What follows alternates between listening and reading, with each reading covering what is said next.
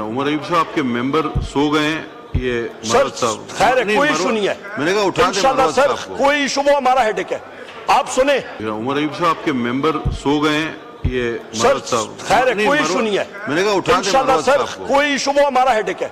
आप सुने कि तकरीबन दुनिया में एवरेज बनती है $7 लाख पर मेगावाट। यहां पे ये लगा रहे हैं $14 लाख पर मेगावाट। मतलब कोई अकल नहीं ढंग रहेगी तो क्या होगा? क्या वो एवनफील्ड गया पैसा, वो किधर गया, किधर जा रहा है? जनाब चेयरमैन, शहबाज शरीफ ने कैबिनेट मीटिंग बड़े धूमधाम से की। इधर किधर क्या नाम है, ये कन्वेंशन सेंटर में। कन्वेंशन सेंटर में उसने कहा जी कि स्टेट ओन्ड एंटरप्राइजेज 850 अरब रुपए खा रही हो। भाई करो ना, कुछ करो, उसका क्यों नहीं कर रहे हो? पीआई को प्राइवेटाइज करने के लिए इन्होंने शुरू किया। इन्होंने कहा जी हम लोग प्राइवेटाइज करेंगे। 85 अरब रुपए की इन्होंने बिड प्राइस रखी, लेने के लिए 10 अरब रुपए भी नहीं आए। अभी भागते ढूंढ रहे हैं कि इसका क्या करें। क्या इन्होंने आसिफ अली जरदारी को ये जो स्पीच लिख के दी है, आपको भी मालूम है, मुझे भी मालूम है, ये सर्कुलर चला जाता है सारी मिनिस्ट्रियों को, और वो छापा करके कागज को काला करके पता नहीं इसमें कितने खर्चे, ये झूठ का पलंदा बना के उन्होंने कहा जी ये आप पढ़ दें, अल्लाह खैर सल्लाह। वो पढ़ दी है, उसका इंपैक्ट क्या है? सिफर। जनाब चेयरमैन, यहां पे आते हैं डायरेक्ट फॉरेन इन्वेस्टमेंट। नहीं, वो वाकई मैंने नहीं, मैं भी देख रहा हूँ। उमर अयूब साहब के मेंबर सो गए हैं। ये सर खैर है, कोई इशू नहीं है। मैंने कहा उठा दें इंशाल्लाह सर, कोई इशू, वो हमारा हेडेक है। आप सुने, आप सो जाएं, खैर है, अवाम सुन रही है, आप सारे सो जाएं, हमें नहीं। आप तो ऐसे भी सत्तू पी के सो गए, अवाम आपकी जाग रही है इंशाल्लाह, और आपसे हिसाब देगी। आप तो बलोचिस्तान जल रहे हैं, आप फिर भी सो रहे हैं। मसला ये है जनाब चेयरमैन, यहां पे मैं आपसे बात करूं कि बाहर से जो सरमाया आ रहा है, बाहर से डायरेक्ट फॉरेन इन्वेस्टमेंट की बात होती है। पाकिस्तान की 50 साल तारीख में इतना बुरा रिकॉर्ड कभी फॉरेन डायरेक्ट इन्वेस्टमेंट का था ही नहीं। वजह क्योंकि जीरो है। ये लोग बड़े खुश हो रहे थे कि अमेरिका से लॉकहीड मार्टिन हमें $350 मिलियन दे रहा है। और भाईजान जरा पढ़ लिया करो, कॉन्ट्रैक्ट्स पढ़ लिया करो। अमेरिका लॉकहीड मार्टिन वो कंपनी है जो F-16 बनाती है।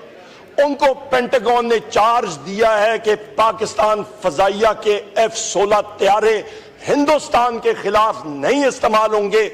उनमें वो सॉफ्टवेयर सिस्टम्स मौजूद हैं जो कि लॉकआउट करते हैं आपका मिसाइल सिस्टम्स, आपके बाकी सिस्टम्स। ये फ्लाई बाय वायर्स एयरक्राफ्ट होते हैं। 1 सेकंड में F-16 बगैर fly by wire computer systems के वो चल ही नहीं सकता।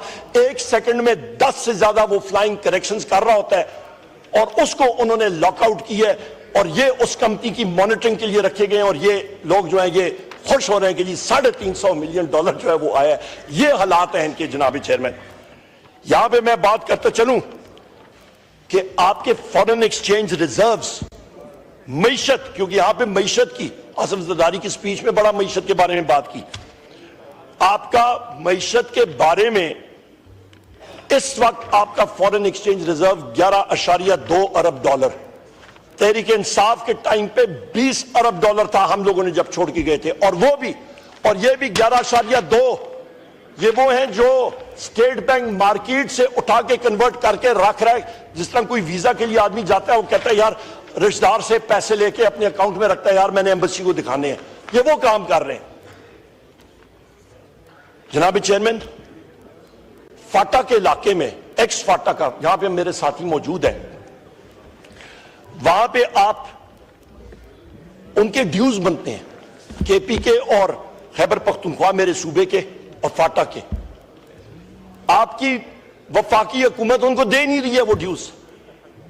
बॉर्डर्स पे कोई पटवारी तो नहीं बैठा हुआ ना, कौन बैठे हैं वो उस जगह में आपका ये हकानिया में जाके आप अकोड़ा खटंग में बम ब्लास्ट हो रहे हैं। वो खुफिया एजेंसियां कहां पे हैं? वो किधर क्या काम कर रही हैं? जनाब चेयरमैन, यहां पे मैं ये बात करता चलूं कि मेरे सूबे का खैबर पख्तूनख्वा का 1100 अरब रुपए इन्होंने देना है, नहीं दे रहे। क्यों? इनकी इन्होंने कहा जी अड़ी है। गो के फिर मैं रिपीट करता हूं कि ये वो वाहिद सूबा है जिसकी हुकूमत ने आपको सरप्लस डिक्लेयर करके किया है कि आपका खसारा कम हो, कि आप IMF का टारगेट अचीव कर सकें, कि आपको 1.5 बिलियन डॉलर की ट्रांच जो है वो मिल सके। और यहां पे इनका ये अकल इनकी देखें, 2 साल के अंदर ये स्टेटिस्टिक्स आप अभी गूगल करने, प्रेस वालों को कह दें, आपका रिसर्च स्टाफ से कह दें, 20 लाख नौजवान पाकिस्तान के मुल्क छोड़ के चले गए हैं। 20 लाख। फी कस नौजवान ने 40 लाख रुपए दिए हैं और उसको जनाब चेयरमैन आप यहां कन्वर्ट करें तो यह तकरीबन 29 बिलियन 29 अरब डॉलर 2 साल में मुल्क से बाहर जा रहा है। और ये कशकोल लेके IMF के सामने खड़े हैं कि हमें 1.5 अरब डॉलर दो। ये कौन सी अकल है? जनाब चेयरमैन, यहां पे हम लोग बात जब करते हैं तो बात होती है जनाब वाला के फेडरेटिंग यूनिट्स के हवाले से। आपका ताल्लुक सिंध से है। यहां पे न CCI का common council of common interest का इजलास नहीं कॉल किया गया, यहां पे NFC का इजलास नहीं कॉल किया गया, पर यहां पे डंडे और सोटे के जोर से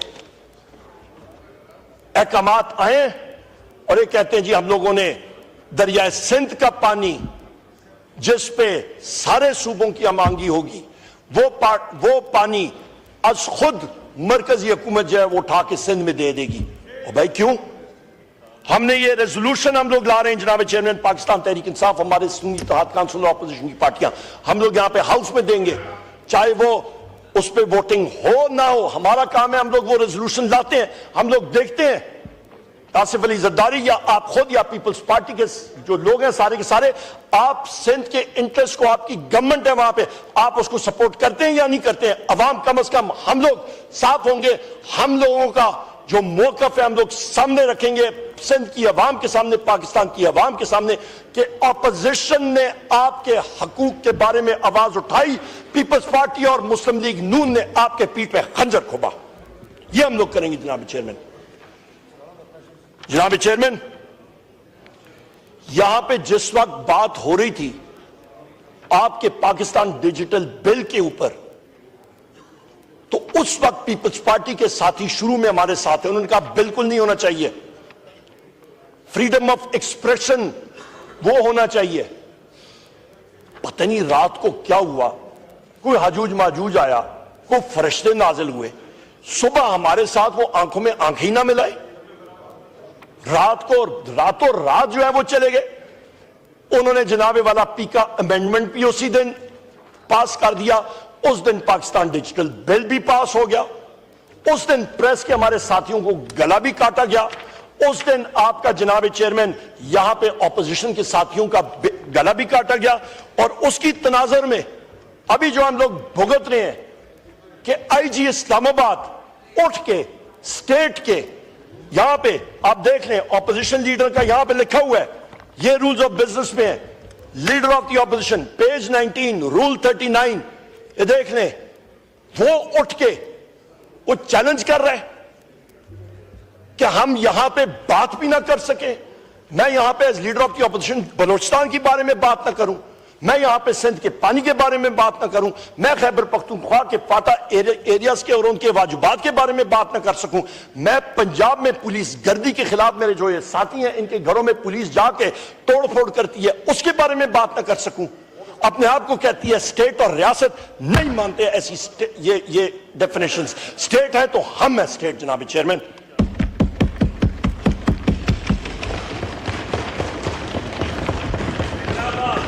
जनाब चेयरमैन, यहां पे मैं बात करूं कि 13 एजेंसीज हैं पाकिस्तान में जो काम कर रही हैं, 13 साथियों को शायद पता भी ना हो, इंटेलिजेंस एजेंसीज, आटे के डिपो की एजेंसीज नहीं, इंटेलिजेंस एजेंसीज। यहां पे मेरे बड़े भाई अख्तर मेंगल साहब, वो क्यों हाउस छोड़ के गए? कभी उनकी दास्तान सुनिएगा मेरे बड़े भाई और बुजुर्ग जनाब अचकजई साहब से यहीं पे बैठा करते थे। इस सिस्टम से दिल बर्दाश्ता होके आज वो चले गए।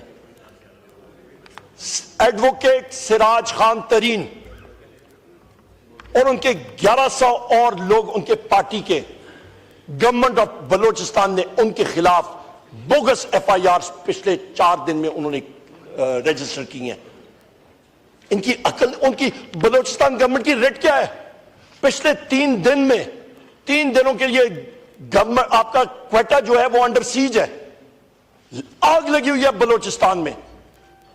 और गवर्नमेंट ऑफ बलूचिस्तान और इन लोगों को यही पता मिला है कि महमूद खान अचकजई साहब के खिलाफ, अख्तर मेंगल साहब के खिलाफ, बाकी साथियों के खिलाफ, मारंग बलोच साहब के खिलाफ जाके FIRs कर दो। और भाई आपका, हमारा आदिल बाज़ई साहब इधर नहीं है, ये 5 तारीख को MNA आदिल बाज़ई साहब, इनके प्लाजाज उन्होंने गिराए, इनके घर में पुलिस एक्शन हुआ। और भाई आपको, और मैं फिर पूछता हूं, आदिल बाज़ई खान का घर उनको नजर आ जाता है, महमूद खान अचकजई साहब का घर उनको नजर आ जाता है, अख्तर खान मेंगल साहब का घर नजर आ जाता है, सिराज खान तरीन साहब का घर नजर आ जाता है, वो भी उन पे भी आता है। इन सारों के घर जो है वो नजर आ जाते हैं, ये नजर आ जाते हैं, पर दहशतगर्द नहीं नजर आते, क्योंकि दहशतगर्द आगे से गोली मारता है, इसलिए आपको नजर नहीं आता। उनके पीछे पड़े ना, उनको क्यों नहीं पकड़ते? जनाब चेयरमैन, जिस वक्त chief justice of Pakistan Yahya Afridi sahab ने हमें बुलाया, हमारा डेलीगेशन गया था उनसे मिलने के लिए, हमारे सीनियर वकील थे, सबसे पहली चीज जो हमने उठाई वो enforced disappeared persons, missing persons के हवाले से उठाई। उन्होंने खुद इस चीज का इतराफ किया कि बलूचिस्तान में और पूरे पाकिस्तान में सबसे अहम मसला इस वक्त यह है, आपका लोअर कोर्ट्स फंक्शन नहीं कर रही हैं।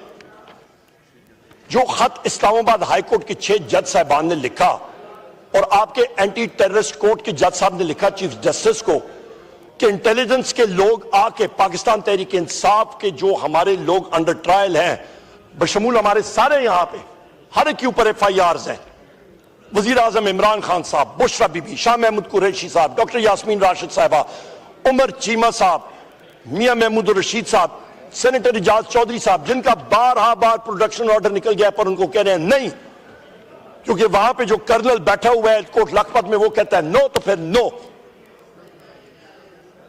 ये इनके खिलाफ रूल ऑफ लॉ है ही नहीं। आज जेल ट्रायल होनी थी अडयाला में, आर्बिट्रेरली सुबह के वक्त कैंसिल। वजीर आजम इमरान खान साहब को जेल मैनुअल के तहत उन